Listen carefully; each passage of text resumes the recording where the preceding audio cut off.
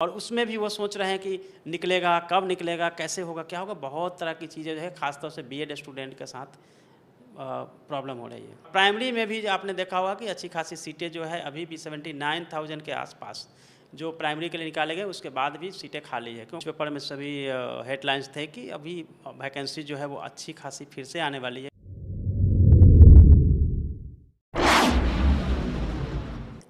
शिक्षक बहाली की परीक्षा खत्म हो चुकी है, परिणाम भी इसी महीने आने हैं। लेकिन एक बड़ा मसला सामने आ गया है, वो है बीएड के अभ्यर्थियों के लिए। इन सारे मुद्दे पर बात करने के लिए इस वक्त हमसे बात करने के लिए मौजूद हैं आईएएस रंजीत सर। सबसे पहले तो कशिश न्यूज़ में स्वागत है sir. Thank you so much.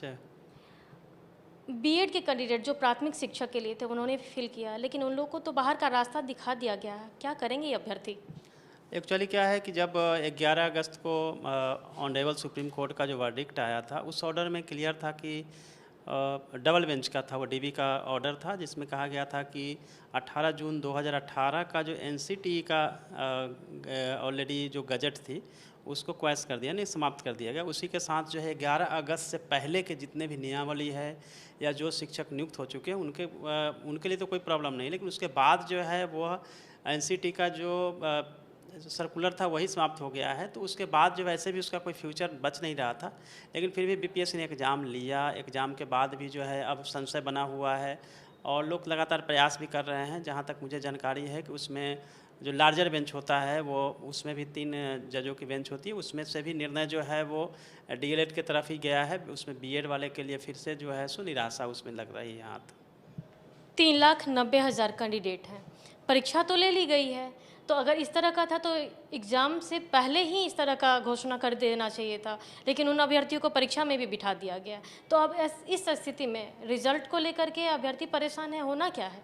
Actually क्या है, ये आप समझ सकती हैं कि जब फॉर्म फिलअप किया गया था और एग्ज़ाम के सामने आपका एग्ज़ाम आ गया था और आपको पता है कि 24, 25, 26 को एग्ज़ाम होना है, 11 को निर्णय होता है, तो बचे हुए जो समय थे बस 10-12 दिन का समय था।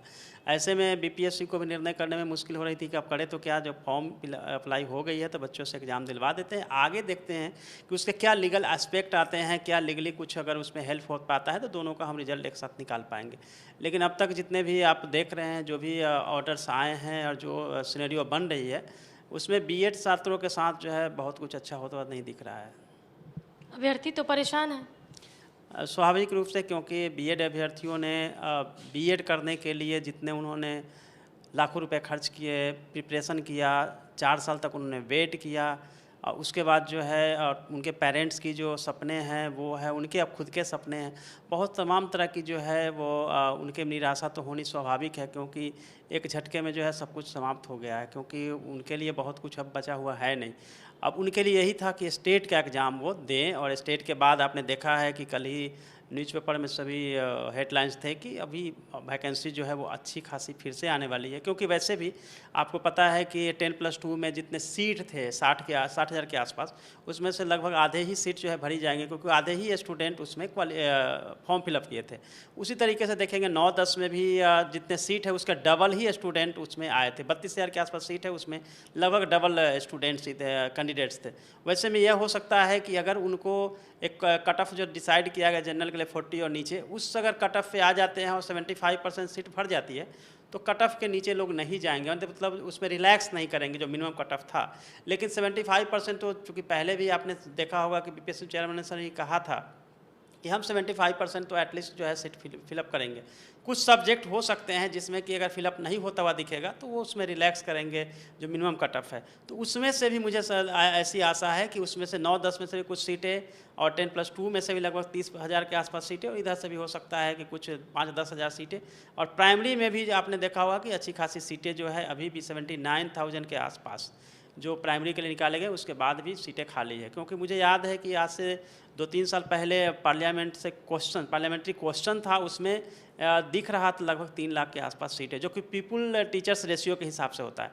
तो वहाँ पे मुझे देखने को लग रहा है कि वहाँ पर भी सीटें जो है, और आपने देखा है न्यूज़पेपर में भी कि 1,30,000 प्लस ही सीट आनी है, तो उनके लिए है। लेकिन ये ज़रूर होता है कि पेशेंस कितना स्टूडेंट रख पाते हैं, क्योंकि बहुत अब जैसे लग रहा है कि अब होने ही वाला है जॉब, सब कुछ उन्होंने सपने सजा रखे हैं, एकाएक सपना टूटता है, फिर से वापस उनको उस मोड में जाना, प्रिपरेशन करना, फिर तैयारी करना, और उसमें भी वो सोच रहे हैं कि निकलेगा, कब निकलेगा, कैसे होगा, क्या होगा, बहुत तरह की चीज़ें जो है खासतौर से बीएड स्टूडेंट के साथ प्रॉब्लम हो रही है।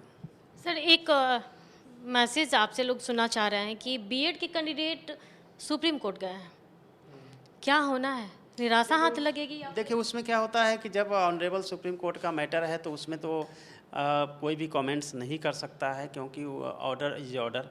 एंड उसमें क्या होता है कि देखिए जैसे ही डीबी से निर्णय आया, उसके बाद लार्जर बेंच में जाता है, लार्जर बेंच में जो है 3 बेंच के जो होते हैं जज की, वो निर्णय भी आप लोगों ने देखा। अब जो है लार्जर बेंच 5 कॉन्स्टिट्यूशनल बेंच बनती है, उसमें फिर निर्णय होता है, 5 जजों की बेंच होती है। अगर उसमें मैटर जाता है और तब जो है जो बहुमत के आधार पे अगर मान लेते 3 जज एक तरफ जाते हैं बीएड वाले के साथ, तो वहाँ पे एक संभावना बनती हुई नज़र आती है।